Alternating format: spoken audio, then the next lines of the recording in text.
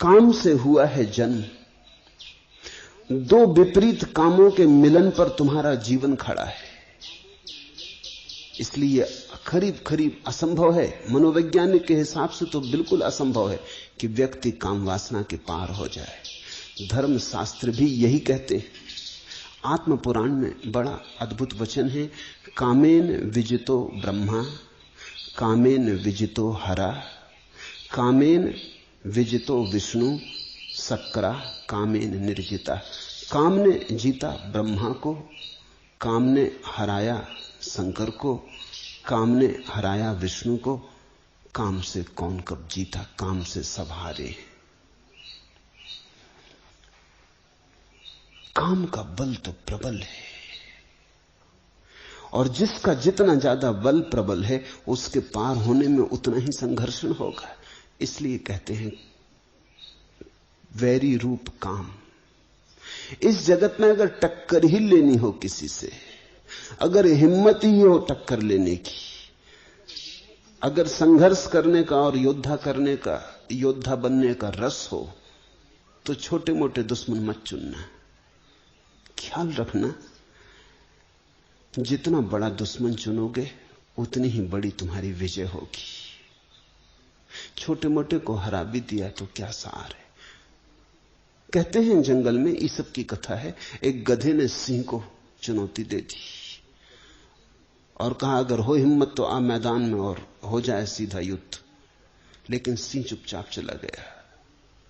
सियार ये सुन रहा था। उसने थोड़ा आगे बढ़ के सिंह को पूछा कि सम्राट बात क्या है? एक गधे की चुनौती को भी तुम स्वीकार नहीं किए?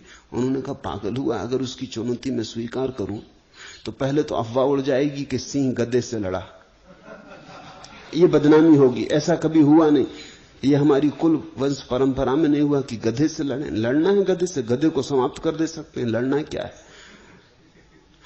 अगर गधा हारा तो उसका कोई अपमान नहीं, हम जीते भी तो कोई सम्मान नहीं। लोग कहेंगे क्या जीते? गधे से जीते। और कहीं भूल चूक जीत गया गधा, गधे हैं इनका भरोसा क्या? तो हम सदा के लिए मारे गए। इसलिए मैं चुपचाप चला आया हूं। गधे से झंझट में पड़ना ठीक नहीं। छोटे से अगर तुम उलझोगे, जीते भी तो छोटे से जीते, और काश हार गए तो छोटे से हारे। दुश्मन जरा सोच के चुनना। मित्र तो कोई भी चल जाएगा, शत्रु जरा सोच के चुनना। शत्रु जरा बड़ा चुनना, क्योंकि चुनौती, संघर्षण तुम्हें अवसर देगा तुम्हारे अपने आत्मविकास का। तो जो बाहर की चीजों से लड़ते रहते हैं वो अगर जीत भी जाएं तो चीजों से ही जीतते। सिकंदर हो कि तैमूर लंग हो कि नादिर शाह हो कि नेपोलियन हो, फैलाल ने विस्तार सारे जगत पर अपना, तो भी वस्तुओं पर ही विस्तार फैलता है। इसलिए इस देश में हमने उनको सम्मान दिया जिन्होंने अपने को जीता। सबको भी जिन्होंने जीता उन्हें भी हमने वैसा आदर नहीं दिया। हमने आदर उन्हें दिया जिन्होंने स्वयं को जीता, क्योंकि स्वयं को जीतने का एक ही उपाय है, और वो है काम ऊर्जा से अतिक्रमण हो जाना, काम ऊर्जा के पार हो जाना। काम ऊर्जा के पार होने का अर्थ है अपने जन्म से मुक्त हो जाना, अपने जीवन से मुक्त हो जाना, अपनी मृत्यु से मुक्त हो जाना। काम ऊर्जा ने तुम्हें जन्म दिया, और काम ऊर्जा की उत्फुल्लता ही तुम्हारी जवानी है, तुम्हारा जीवन है। और जब काम की ऊर्जा थक जाएगी और विसर्जित होने लगेगी, वही तुम्हारी मृत्यु होगी। तो तुम्हारे जीवन की सारी कथा प्रथम से लेकर अंत तक काम की कथा है। अगर तुम इस काम के अंतर्गत ही बने रहे तो तुम कभी मालिक की तरह न जिए, एक गुलाम की तरह जिए। स्वयं का मालिक बनना हो,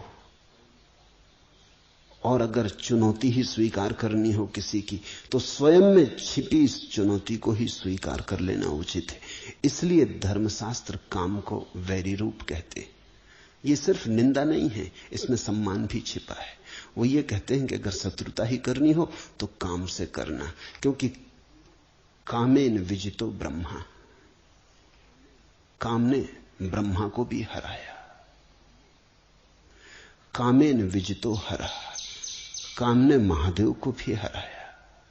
तो अब अगर लड़ने योग्य कोई है तो काम ही है। जिससे देवता भी हार गए हों, उसको ही जीतने में मनुष्य के भीतर छिपा हुआ फूल खिलेगा। जिससे सब हार गए हों, उसको ही जीतने में तुम्हारे भीतर पहली दफे प्रभु का साम्राज्य निर्मित होगा। भारत अकेला देश है जहां हमने बुद्ध पुरुषों के चरणों में देवताओं को झुकाया है। जब सिद्धार्थ गौतम बुद्धत्व को उपलब्ध हुए तो कथा है कि ब्रह्मा, विष्णु, महेश तीनों उनके चरणों में अपना नैवेद्य, अपनी पूजा चढ़ाने आए। जब महावीर परम ज्ञान को उपलब्ध हुए तो देवताओं ने फूल बरसाए। लेकिन देवता क्यों बरसाते होंगे फूल एक मनुष्य के चरणों में? इसलिए कि ये मनुष्य उस सीमा के भी पार जा चुका जिस सीमा के पार अभी देवता भी नहीं गए। अभी इंद्र भी अप्सराओं में उलझा है। अभी स्वर्ग में भी वही काम व्यापार चल रहा है जो पृथ्वी पर चल रहा है। थोड़ा व्यवस्थित चल रहा है, थोड़ा ढंग से चल रहा है। ज्यादा सुंदर स्त्रियां हैं, ज्यादा सुंदर देह है, ज्यादा लंबी आयु है, भोग की सब सुविधाएं, सामग्रियां हैं। जो हमने स्वर्ग में देवताओं के लिए व्यवस्था की है, वही व्यवस्था विज्ञान आदमी के लिए पृथ्वी पर कर देने की कोशिश कर रहा है।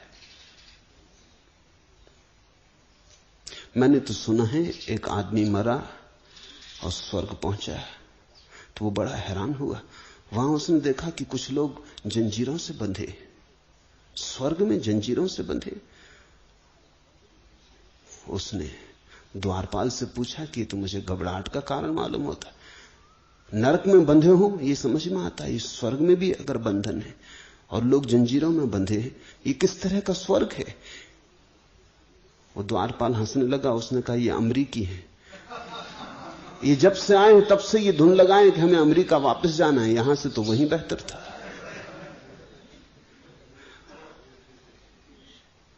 विज्ञान कोशिश कर रहा है कि स्वर्ग को जमीन पर घसीट लाए, लेकिन जमीन पे विज्ञान स्वर्ग ले आए तो भी कोई फर्क नहीं पड़ता। तुम्हारी काम वासना को कितनी ही तृप्ति की सुविधा जुटा दी जाए, तृप्ति नहीं होगी, क्योंकि काम वासना का स्वभाव अतृप्ति है। जो मिल जाता है उससे ही अतृप्ति हो जाती है, जो नहीं मिला उसी में रस होता है। काम के स्वभाव को समझो, यही उसका बंधन है, यही उसका वैरी रूप। जो मिल जाता है वही व्यर्थ हो जाता है। जिस स्त्री को तुम चाहते थे मिल गई, जिस पुरुष को तुमने चाहा मिल गया, बस तत्क्षण तुम किसी और की चाह में लग गए। बायरन अंग्रेजी का कवि हुआ, उसका अनेक स्त्रियों से संबंध था, सुंदर पुरुष था, प्रतिभाशाली पुरुष था, और महीने दो महीने से ज्यादा उसका संबंध नहीं चलता था। लेकिन एक स्त्री ने उसे बिल्कुल मजबूर कर दिया विवाह करने को। उसने कहा विवाह नहीं किया तो हाथ भी नहीं छूऊंगी, और वो दीवाना हो गया उसे अपने करीब लेने को। आखिर विवाह के लिए राजी होना पड़ा। जब वो विवाह हो गया और चर्च से बायरन उतरता था अपनी नई विवाहित पत्नी का हाथ पकड़े हुए, सीढ़ियां पार कर रहा था, ठिठक के खड़ा हो गया। उसने अपनी पत्नी से कहा, आश्चर्य, मैं तेरे लिए दीवाना था, महीनों सोया नहीं, और अभी क्षण भर के लिए तेरा हाथ मेरे हाथ में है, लेकिन तेरा मुझे सुध भूल गई। राह से वो जो स्त्री जा रही, मेरा मन उसके पीछे चला गया। अभी विवाह नहीं हुआ और तलाक शुरू हो गया। जो मिल जाता है उसमें हमारा रस खो जाता है।